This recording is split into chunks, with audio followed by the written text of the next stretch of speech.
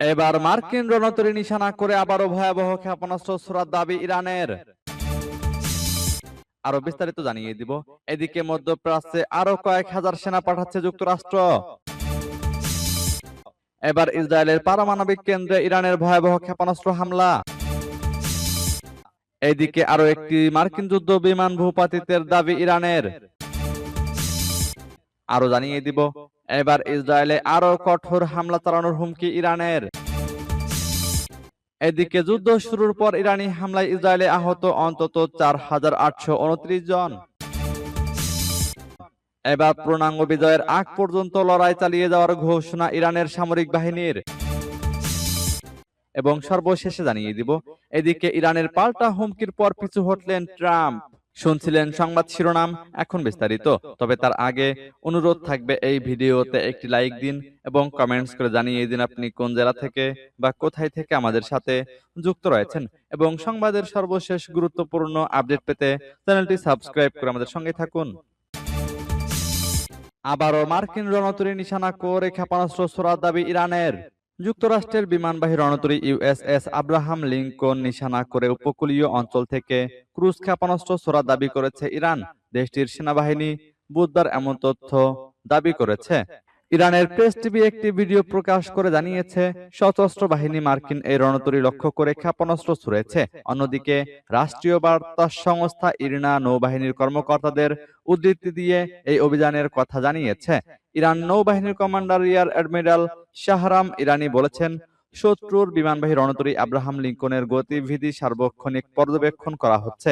এটি ইরানের ক্ষেপণাস্ত্র ব্যবস্থার নাগালে আসা মাত্রই লক্ষ্যবস্তু করা হবে। এর আগে যুক্তরাষ্ট্রের প্রেসিডেন্ট ডোনাল্ড ট্রাম্প গতকাল মঙ্গলবার বলেছেন, ইরান ইউএসএস আব্রাহাম লিঙ্কন লক্ষ্য করে শতাধিক ক্ষেপণাস্ত্র ছুড়েছিল। প্রতিটি ক্ষেপণাস্ত্রই ভূপাতিত করা হয়েছে। তথ্য সূত্র আনাদুলু এজেন্সির। এদিকে মধ্যপ্রাচ্যে আরো কয়েক হাজার সেনা পাঠাচ্ছে যুক্তরাষ্ট্র।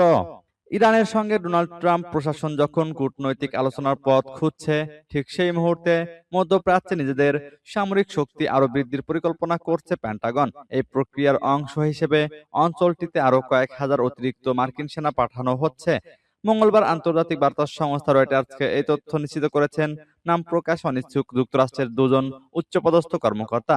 এই কর্মকর্তাদের দেওয়া তথ্য মতে, যুক্তরাষ্ট্রের বিশেষায়িত 82তম এয়ারবর্ন ডিভিশনের কয়েক হাজার সদস্যকে মধ্যপ্রাচ্যে মোতায়েনের জন্য প্রস্তুত করা হচ্ছে। তবে কৌশলগত কারণে এই সেনাদের ঠিক কোন দেশে মোতায়েন করা হবে কিংবা তারা কবে নাগাদ গন্তব্যে পৌঁছাবে সে বিষয়ে সুনির্দিষ্ট কোনো তথ্য পাওয়া যায়নি। মূলত ইরানের সঙ্গে চলমান উত্তেজনা ও সম্ভাব্য নিরাপত্তা ঝুঁকি মোকাবেলায় এই পদক্ষেপ নেওয়া হচ্ছে বলে ধারণা করা হচ্ছে। এ বিষয়ে মার্কিন সামরিক বাহিনীর সঙ্গে যোগাযোগ করা হলে তারা বিষয়টি নিয়ে সরাসরি মন্তব্য না করে হোয়াইট হাউসের সঙ্গে কথা বলার পরামর্শ দেয়। তবে হোয়াইট হাউস থেকেও এখন পর্যন্ত এই সেনা মোতায়েনের বিষয়ে আনুষ্ঠানিক কোনো বক্তব্য পাওয়া যায়নি। এবার ইসরায়েলের পারমাণবিক কেন্দ্রে ইরানের ভয়াবহ ক্ষেপণাস্ত্র হামলা। মার্কিন প্রেসিডেন্ট ডোনাল্ড ট্রাম্প যখন ইরানের সঙ্গে ফলপ্রসূ আলোচনা ও ঐকমত্যের দাবি করেছেন, ঠিক তখনই ইসরায়েলের বুক চিরে বৃষ্টির মতো ক্ষেপণাস্ত্র বর্ষণ করল তেহরান। মঙ্গলবার ইসলামী বিপ্লবী গার্ড বাহিনী তাদের প্রতিশোধমূলক অপারেশন ট্রু প্রমিস 4 এর ৭৮তম ধাপের ঘোষণা দিয়ে এই ভয়াবহ হামলা চালায়।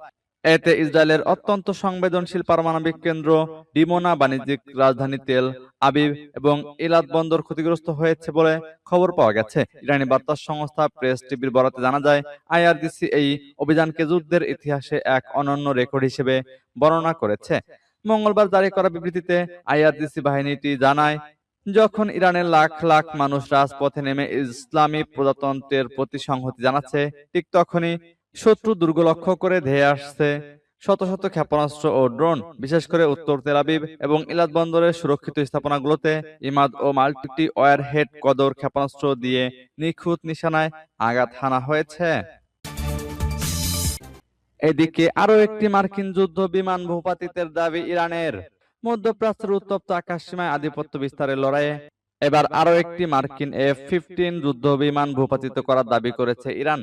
তেহরানের সামরিক বাহিনীর পক্ষ থেকে কুয়েতের আকাশে বিমানটি বিধ্বস্ত হওয়ার একটি ভিডিও প্রকাশ করা হয়েছে, যেখানে দেখা যাচ্ছে একটি অগ্নিদগ্ধ বিমান নিচের দিকে আশ্রে পড়ছে।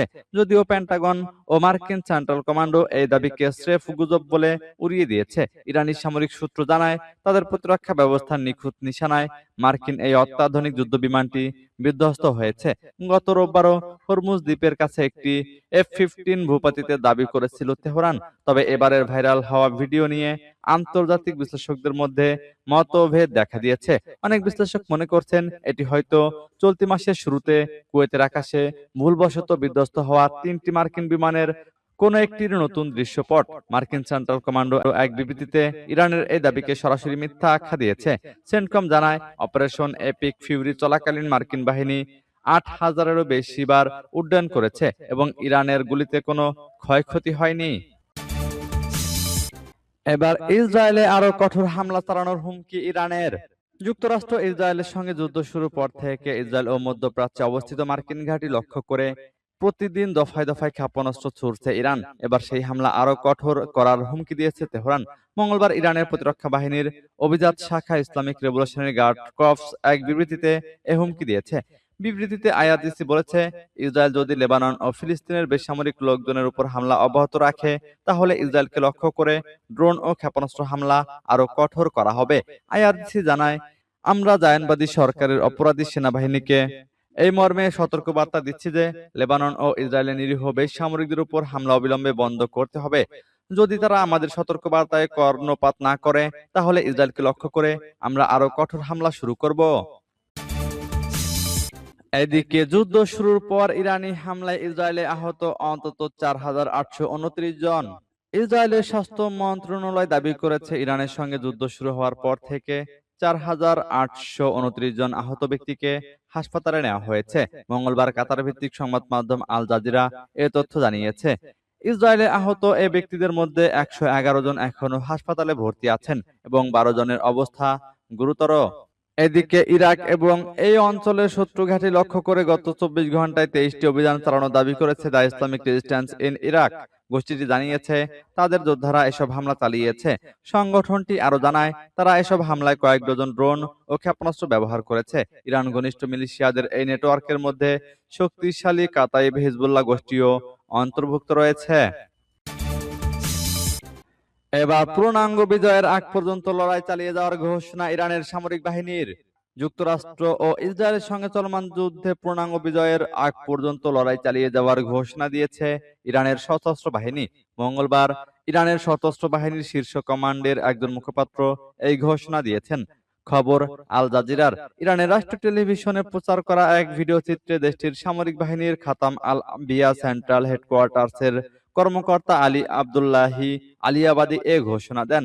তিনি বলেন, ইরানের অখণ্ডতা রক্ষায় দেশটির শক্তিশালী সশস্ত্র বাহিনী গর্বিত, বিজয়ী এবং অবিচল। পূর্ণাঙ্গ বিজয় অর্জিত না হওয়া পর্যন্ত এই পথ চলা অব্যাহত থাকবে।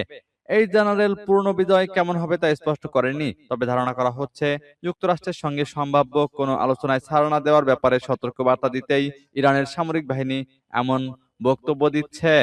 এদিকে মার্কিন ও ইসরায়েলি গণমাধ্যমের খবরে বলা হয়েছে, ইরানের কাছে 15টি দফার একটি শান্তি প্রস্তাব পাঠিয়েছে যুক্তরাষ্ট্র।